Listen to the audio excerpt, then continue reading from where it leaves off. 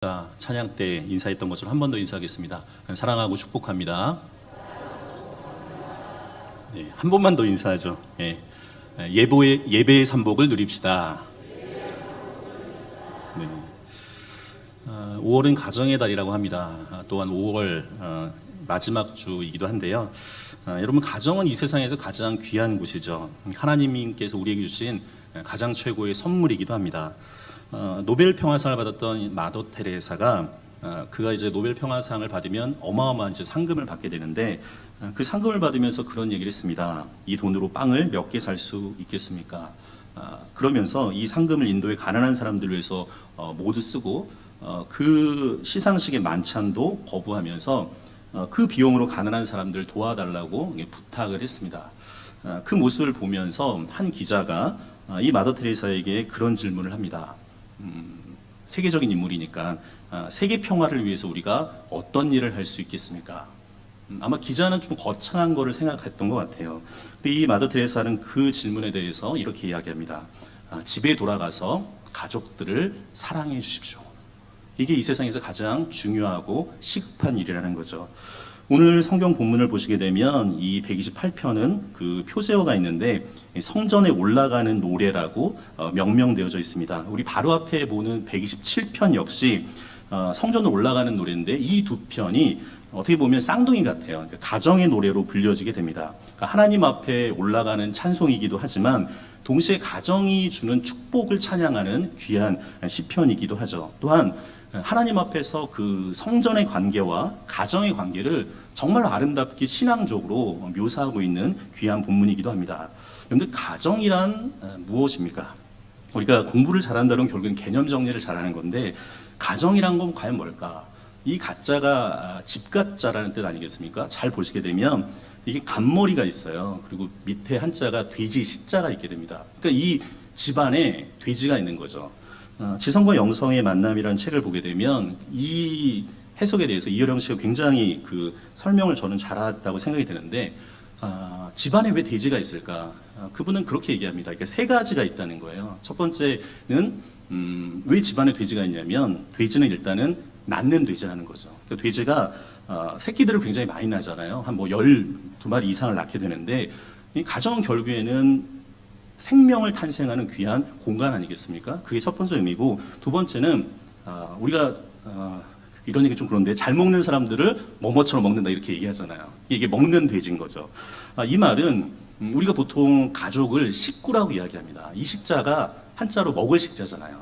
함께 밥을 먹는 사람들, 평생 함께 밥을 먹는 사람들이 식구인 거죠. 그러니까 이 의미는 생명을 유지하는 공동체가 가정이라는 거예요. 마지막은 이 돼지가 또 의미가 있어요. 의미 있는 돼지입니다.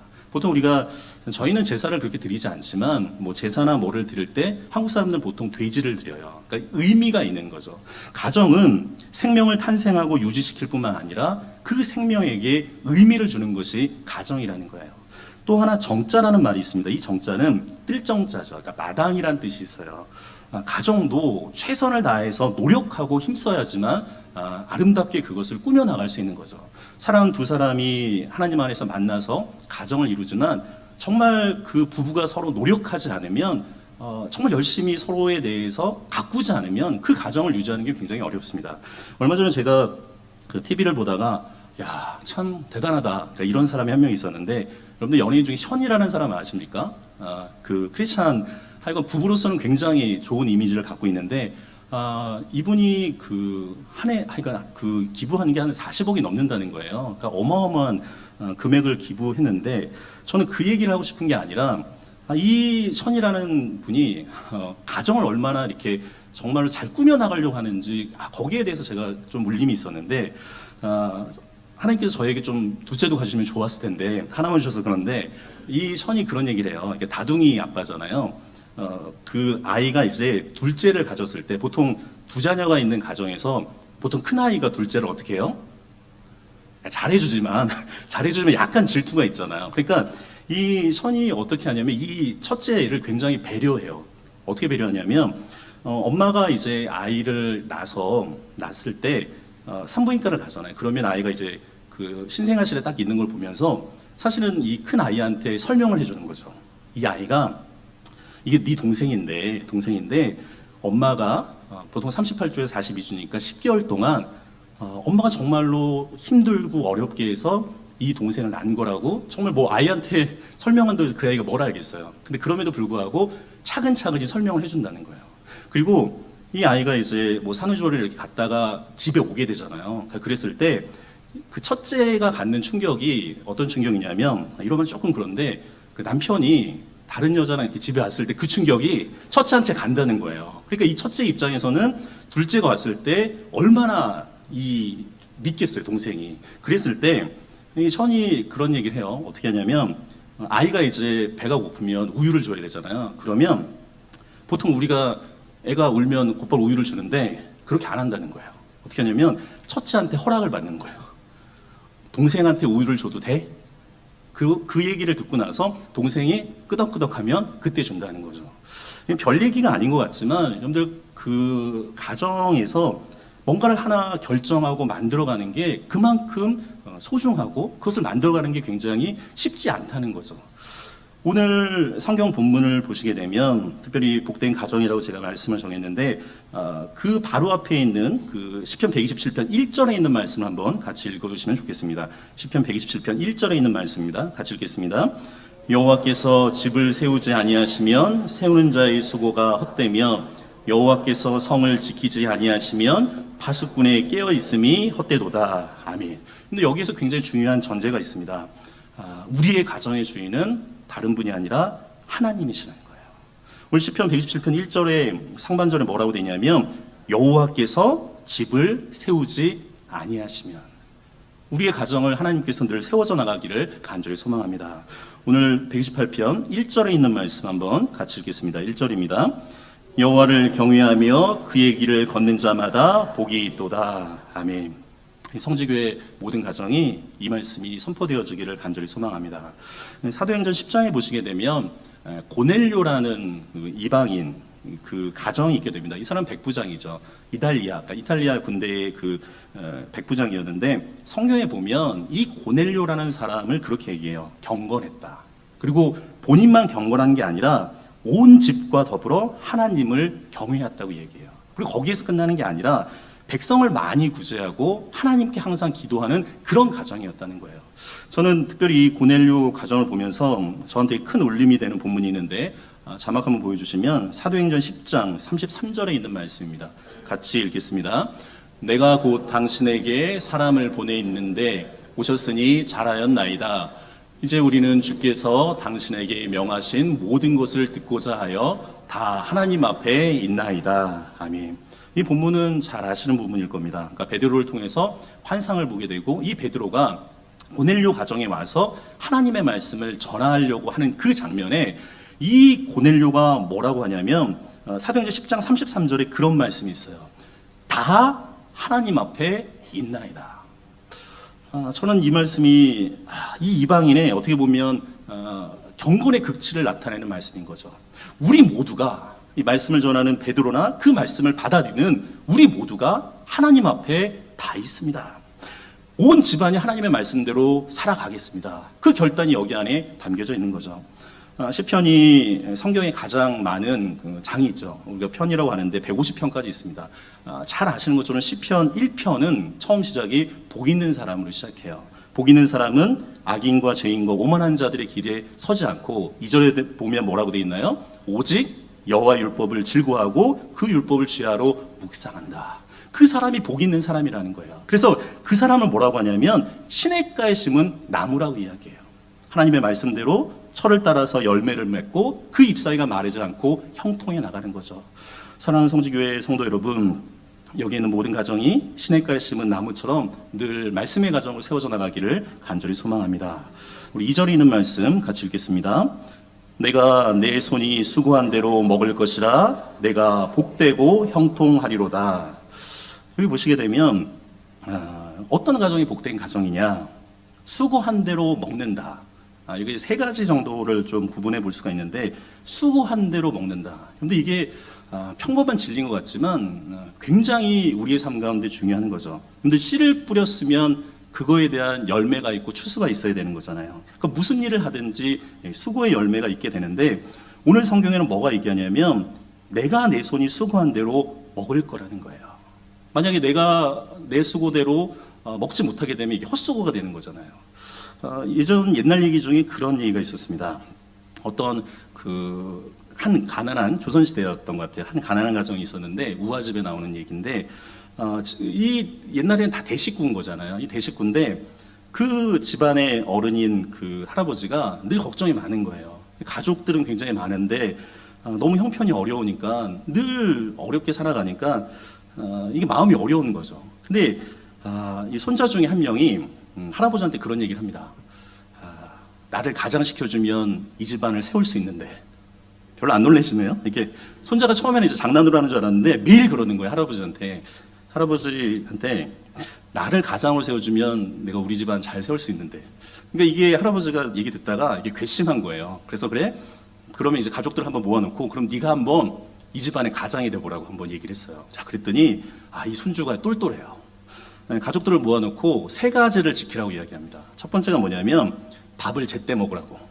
이게 왜 중요하냐면 그 주부들은 아시잖아요. 이게 가족들이 많은데 어느 날 할아버지 드시고 아빠 드시고 이러다 보면 하루 종일 밥 먹고 설거지하다가 끝나는 거잖아요. 그게 아니라 아침이면 아침, 점심이면 저녁, 점심이면 점심, 저녁이면 저녁 시간에 맞춰서 밥을 먹으라는 거예요. 그러면 주부들이 뭐 일하는 거나 이런 것들이 다 쉬워지고 제각기 할 수 있는 건데 일단은 밥을 제때 먹으라고 얘기해요. 두 번째는 뭐냐면 밖에 나가서 빈손으로 들어오지 말라고.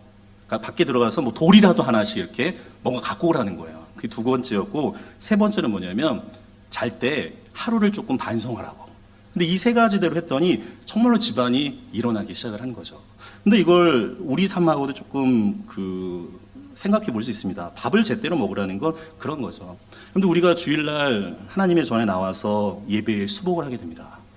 하나님의 말씀이 우리를 결국에는 살아내가는 거잖아요. 매일매일 새벽에는 새벽에 주신 하나님의 말씀, 또한 일주일에 중간에 되는 수요예배를 통해서 강의 설교를 통해서 들려지는 말씀, 금요일 날은 우리가 정말로 하나님 앞에 울부짖고 싶은 그 말씀을 통해서 또한 기도를 통해서 하나님 앞에 나가고, 주일 날에는 정말로 하나님 앞에 이 날이 성일이 되어지게 되는 거죠.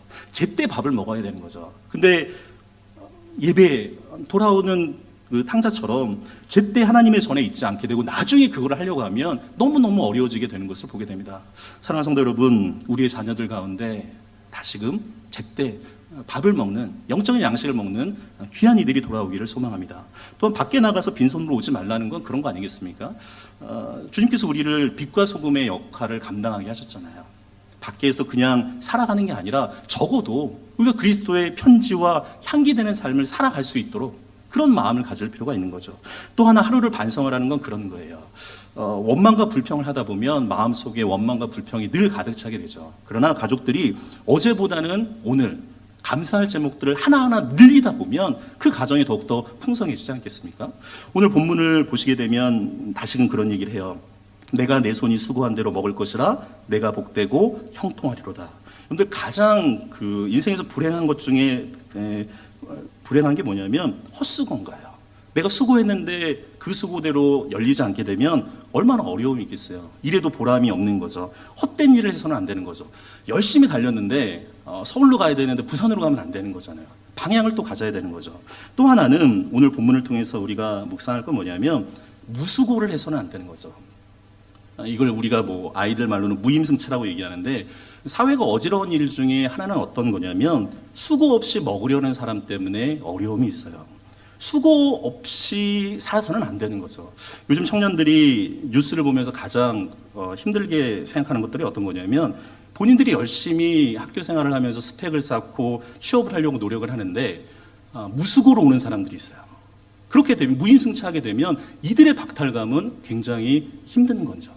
오늘 성경 말씀은 굉장히 우리에게 중요한 이야기를 합니다. 내가 내 손이 수고한 대로 먹을 것이라 네가 복되고 형통하리라. 그런 이야기를 하시는 거죠. 우리 3절에 있는 말씀 한번 같이 읽겠습니다. 3절입니다. 내 집 안방에 있는 내 아내는 결실한 포도나무 같으며 내 식탁에 둘러앉은 자식들은 어린 감람나무 같으리로다. 아멘. 저는 참 이 본문이 좋은데, 오늘 성경에 보면 뭐라고 얘기하냐면 아내를 결실한 포도나무로 비유해요. 야, 이게 참 정말 시편 기자가 비유를 잘했는데, 아내를 결실한 포도나무로 비유한다. 여러분 포도를 보시게 되면 저도 개인적으로 포도를 되게 좋아하는데 이 포도를 보면 열매가 굉장히 풍성하잖아요. 열매가 굉장히 풍성한데 문제는 이 포도나무가 버팀목이 없으면요 그냥 열매가 떨어져 버려요. 버팀목이 있어야 되는 거죠. 근데 이 버팀목이 있어야 잘 자라게 되는데 그 버팀목이 누구냐면 남편인 거예요. 이 남편이 아내의 신앙의 버팀목이 되게 되면 그 신앙의 열매가 더 잘 자랄 수 있게 되는 거죠. 제가 예전 교회 집사님 중에 한 분이 계시는데 여러분들 교회에 있다 보면 청년부도 마찬가지지만 신앙생활을 할 때 부부가 있는데 아내 혼자서 신앙생활하는 건 굉장히 어려워요. 저희 전에 교회 그 김 집사님이라는 분이 있었는데 제가 그 교구도 맡았지만 청년부도 했었고 그 신혼부부 교육을 그 교구를 맡은 적이 있어요. 이 신혼부부 교육을 처음에 이제 만들어서 이제 나름대로 잘 됐는데 이 신혼부부는 특별하게 이제 그 결혼 5년 차 이내예요. 그러니까 나이가 많든 적든 일단은 아기가 기준인 거예요. 그래서 이제 5년 차 이내로 해서 이제 신혼부부 교구를 만들었는데 이분이 정말 열심히 했어요. 그러니까 유치부 부장도 하시고 그때 이제 저희가 아기 학교도 있어서 아기 학교 됐는데 저희 딸이 그 좀 늦게 걸었거든요. 그러니까 아기 학교 들어갈 때 기어서 들어갔는데 나올 때는 서서 나왔어요. 그래서 그 아기 학교도 한 적도 있고 이분이 특별히 정말 열심히 했었던 게 금요 기도회 찬양을 앞에서 이렇게 찬양팀으로 열심히 하셨어요. 왜 특별히 거기에 더 열심히 했느냐 물어봤더니 남편이 안 믿잖아요. 그러니까 매 금요 기도회마다 기도하는 게 가족 구원은 정말로 영적인 거룩한 부담감인데 이 남편이 돌아오기를 기도하는 거예요. 특별히 못 믿는 이유 중에 하나가 뭐냐면 시어머니가 계시는데 이 시어머니가 굉장히 강하신 분이니까 그나마 이제 인정을 받아서 저희 거의 효부였거든요. 그러니까 인정을 받아서 교회는 나오긴 나왔는데 하여간 시어머니와 이 남편이 교회에 나오기를 원하는 거예요. 그래서 제일 부러워하는 게 남편과 같이 예배 드리는 거. 그게 이분한테는 가장 큰 소망이었죠. 근데 놀라운 건 여러분 성경에는 그런 얘기가 있어요. 항상 기도하고 낭망하지 않게 되면 하나님의 때가 분명히 오게 되는 거죠. 나중에 이 시어머니가 암에 걸리셔서 좀 어려움이 있으셨어요. 근데 이분이 그래도 휠체어를 끌고 어렵게 교회에 나오셨는데 이 마음이 낙심했을 때 교회에 오시면서 이분이 변화가 됐어요. 제가 목회 생활 중에 처음으로 이분이 굉장히 강한 분이었는데도 불구하고 병상 세례를 줄 수 있게 되고 그 병상 세례 받으시면서 너무너무 좋아하시더라고요. 나중에 장례식까지 집례를 하게 됐는데 이 남편의 직업이 좀 특별한 직업이었는데 그 KBS에 보면 여러분 불후의 명곡이라고 혹시 아십니까? 그 불후의 명곡 촬영 감독이 그 남편이었어요. 이 집사님 남편이었는데 제가 그 장례 예배를 드릴 때 그 남편분한테 그런 얘기를 했어요. 우리가 불후의 명곡이 굉장히 좋은 노래, 그러니까 시대를 뭐 이렇게 뛰어넘는 노래들이 나오는 거잖아요. 그분 당신의 어머니가 불후의 명곡 같은 분이다. 그 얘기를 했던 기억이 납니다. 나중에 이분이 함께 예배 자리로 나왔어요. 자녀들에게 하나님 안에서 불후의 명곡 같은 가정이 되어야 되지 않겠습니까? 그게 그분한테 울림으로 다가오는 거죠. 여러분들 남편이 함께 예배자로 세워지는 그 가정을 보면서 정말 그 말할 수 없는 그런 감격이 있게 되는 것을 보게 됩니다. 근데 오늘 성경 말씀 보시게 되면 이 아내를 결실한 포도나무라고 얘기하는데 혹시 그 포도 향기를 맡아보신 적 있습니까? 제가 예전에 일산에서 김포로 이렇게 한번 포도 농장을 가서 직접 거기 있는 그 포도를 딴 적이 있는데 이게 내비게이션으로 갔는데도 길이 잘 없는 곳이에요. 근데 이게 마트에서 먹는 포도하고 달라요. 마트에서 포도도 되게 싱싱할 것 같은데 그 흙에서 이렇게 뿌리를 내린 그 포도는요, 저만 감탄하는군요. 이게 향기가요, 정말로 진동을 하고 막 이렇게 힘이 나는 그런 느낌이 들게 되는 거죠. 근데 제가 왜 이 얘기를 드리냐면, 근데 아내라는 뜻이 집안의 해예요. 집안의 해가 아내 아니겠습니까? 아내가 만약에 표정이 좀 어두워지게 되면 집안 분위기가 어두워지는 거잖아요. 어머니가 표정이 이제 밝아야 되는 거죠. 오늘 성경 말씀 보면 그런 얘기가 있어요. 내 식탁에 둘러앉은 자식들은 뭐라고 돼 있죠? 어린 감람나무 같으리로다. 내 식탁에 둘러앉은 자녀. 근데 우리가 같이 밥을 먹는 사람들 식구라고 이야기하잖아요. 근데 가장 행복할 때 중에 하나가 자녀들과 함께 식탁 공동체로 만들어진 거 아니겠습니까? 예전 교회에서 그 교육자 이렇게 그 세미나를 갔는데 MT를 갔는데 저녁에 이제 그 뭐 유치부, 유년부, 소년부 이렇게 각자 자기 부서를 맡은 분들이 이제 서로 얘기하는데 재밌는 얘기를 한 분이 하셨어요. 그러니까 유년부 담당 전도사님이었는데 어떻게 하면 주일을 더 아이들한테 기쁘게 전해줄 수 있을까? 그 중에 하나가 뭐였냐면 주일날 저녁에 좋은 음식을 같이 먹는 거라는 거예요. 그러니까 보통 열심으로 헌신하는 분들이 주일날에는 피곤하니까 자녀들한테 이렇게 야, 라면이나 먹어 이렇게 버리게 되면 아이들이 주일은 라면 먹는 날로 안다는 거죠. 근데 그게 아니라 주일날은 기쁜 날이기 때문에 오히려 가장 좋은 음식을 어린아이들한테 해주면 아이들은 아직 그 신앙의 생활이 이렇게 깊어지지 않은 거니까 사실은 은혜라는 게 아이들한테는 재미로 다가오거든요. 근데 이 풍성함이 주일이구나. 그걸 체험한다는 거예요. 오늘 성경 말씀 보면 그런 얘기가 나옵니다. 이 자녀를 감람나무라고 얘기하지 않고 앞에 뭐라고 돼 있죠? 어린 감람나무. 이 어린 감람나무란 말은 이 감람나무가 구약에 보면 축복의 나무 중에 하나예요. 근데 그냥 감람나무로 안 하고 어린 감람나무로 한 이유는 이 어린 감람나무 언젠가는 자라가야 된다는 거예요. 예전에 그 유명한 공익 광고 중에 이런 말을 한 적이 있었습니다. 그러니까 많은 사람들이 그 광고를 보면서 서로 막 이렇게 찔림이 있었는데 이런 내용인 거죠. 부모와 학부모를 좀 비교하는 얘기였는데 부모는 멀리 보라 하고 학부모는 앞만 보라고 합니다. 앞에 있는 성적이 중요하니까 그것만 보라고 하죠. 그러나 부모는 이 아이를 통해서 주신 하나님의 비전을 바라보기 때문에 멀리 보는 거예요. 부모는 함께 가라 하고 학부모는 앞서 가라고 합니다. 학부모는 등수가 중요하거든요. 너 얘보다 잘해야 돼. 앞서 가야 되지만 그러나 나중에 여러분들 사회생활을 하거나 뭐 대학교만 가도 혼자서 잘할 수는 없어요. 팀이거든요. 팀으로 같이 해야지 시너지 효과가 나오기 때문에 함께 가야 되는 거예요. 함께 좋은 친구들과 피어 그룹들과 함께 가야 되는 것이 이 아이들이 오히려 더 성장하게 되는 방법인 거죠. 학부모는 꿈꿀 시간을 꾸지 않게 하지만 부모는 꿈을 꾸라고 이야기해요. 이 얘기는 그거죠. 지금 공부해야지, 잠잘 시간이 잠 줄여야 되지 이렇게 얘기하지만 더 큰 꿈을 꾸라고 하는 게 부모 아니겠습니까? 사랑하는 성도 여러분, 우리 성지교회 다음 세대들이 더 멀리 보고 함께 가고 꿈을 꾸는 그러한 다음 세대를 키우는 귀한 가정이 되기를 간절히 소망합니다. 우리 4절에 있는 말씀 같이 읽겠습니다. 여호와를 경외하는 자는 이같이 복을 얻으리로다. 여호와를 경외하면서 그의 길을 걷는 자들이 복이 있는 거죠. 내 손에 수고한 대로 먹는 사람들이 복이 있고 아내가 결실한 포도나무와 같고 자녀가 어린 나무와 같은 그런 사람들, 그 사람들에게 복이 있지만 오늘 성경의 4절은 다시 한번 강조해요. 뭐라고 얘기하냐면 그럼에도 불구하고 가장 축복된 가정은 어떤 가정이냐면 여호와를 경외하는 가정이다. 이 중심을 흔들려서는 안 된다는 거예요. 그리고 오늘 결론적으로 이런 말씀을 하게 됩니다. 우리 5절부터 6절까지 있는 말씀 같이 읽겠습니다. 여호와께서 시온에서 내게 복을 주실지어다. 너는 평생에 예루살렘의 번영을 보며 내 자식의 자식을 볼지어다.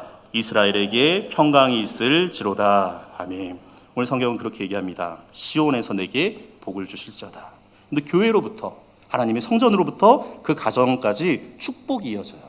근데 이거를 좀 잘 기억하실 필요가 있는데 가정이 교회화가 되고 교회가 가정화가 되는 거죠.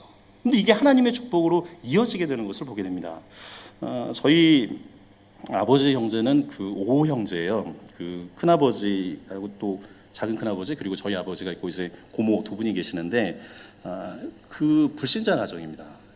저희 집안이 어떻게 예수 그리스도를 믿게 됐냐면 여성들의 힘이에요. 정말 아내들의 힘인데 제일 큰 어머니가 믿고 그 큰 어머니가 그 다음 큰 어머니한테 전도하고 그 다음 저희 어머니한테 전도해서 어머니들이 먼저 예수를 믿었어요. 그리고 나서 그 세 분이 할머니를 또 이렇게 전도를 해서 그래서 이렇게 믿음의 가정이 됐는데 처음에 저 어렸을 때는 워낙 이제 큰아버지나 어른 남성분들이 강해서 예배를 드리지 못하고 이제 제사를 드렸거든요. 근데 어느 순간에 이제 그 제사가 가족 예배로 이제 바뀌어지게 됐는데 문제는 제가 이제 그 신학교 다니면서 좀 빨리 교육 전도사가 됐는데 이 교육 전도사가 되니까 가족 예배를 드려야 되잖아요. 뭐 설날이나 추석 때 가족 예배를 드리는데 누가 하겠어요? 저밖에 없습니다. 근데 이게 참 어려운 게 뭐냐면 제가 그 설교를 하면서 가장 어려운 게요. 가족들한테 하는 설교예요. 왜냐면 이분들은 저 태어날 때부터 지금까지 본 거잖아요. 야, 이게 말씀에 이게 될까? 되게 고민이 많이 되더라고요. 그러던 어느 날 바로 전날에 말씀을 좀 그래도 가족들이니까 준비를 하는데 제 마음에 큰 울림으로 다가온 게 뭐였냐면, 하나님, 저희 가정이 처음에 뭐 개신교가 들어올 때부터 뭐 3대 4대 이렇게 된 가정은 아니지만 그래도 저희 가정이 신앙의 명가가 됐으면 좋겠다고. 우리 그 다음 때도 정말 예수 그리스도가 이 가정의 주인이 됐으면 좋겠다고. 그래서 제가 그 다음날 명절 때 신앙의 명가라는 제목으로 설교를 한 적이 있어요. 근데 신앙의 명가라는 건 무엇입니까? 제가 설교를 준비하면서 그런 생각을 해요. 우리가 올해 예배 삼복을 누리자고 이야기하잖아요. 예배 삼복이 무엇입니까? 예배를 지키는 것, 수복이잖아요. 그 예배를 통해서 하나님을 만나고 회복하고 그리고 축복을 누리는 거잖아요. 근데 신앙의 명가는 다른 것이 아니라 그 하나님을 만나는 예배의 현존과 존전을 통해서 나의 존재가 바뀌어지게 되고 우리의 자녀들이 더 하나님을 만나게 되는 거죠. 여기 있는 귀한 성지교회 모든 하나님의 가정이 신앙의 명가로 더욱더 세워져 나가기를 간절히 소망합니다. 오늘 성경에는 또 그런 얘기를 해요. 내 자식의 자식을 볼지어다.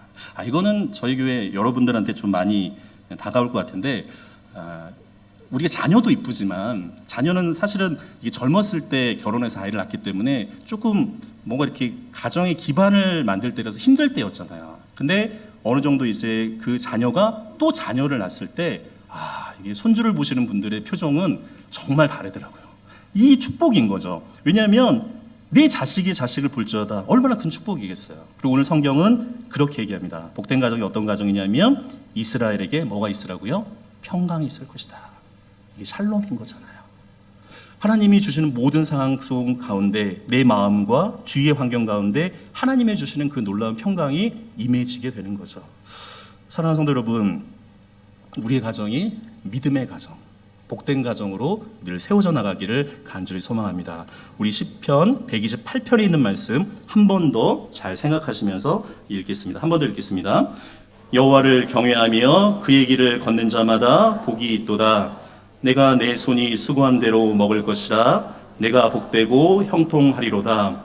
내 집 안방에 있는 내 아내는 결실한 포도나무 같으며 내 식탁에 둘러앉은 자식들은 어린 감람나무 같으리로다. 여호와를 경외하는 자는 이같이 복을 얻으리로다. 여호와께서 시온에서 내게 복을 주실지어다. 너는 평생에 예루살렘의 번영을 보며 내 자식의 자식을 볼지어다. 이스라엘에게 평강이 있을지로다. 아멘. 성지교회 모든 하나님의 가정이 믿음의 가정, 복된 가정이 되기를 간절히 소망합니다. 우리 이 시간에 아내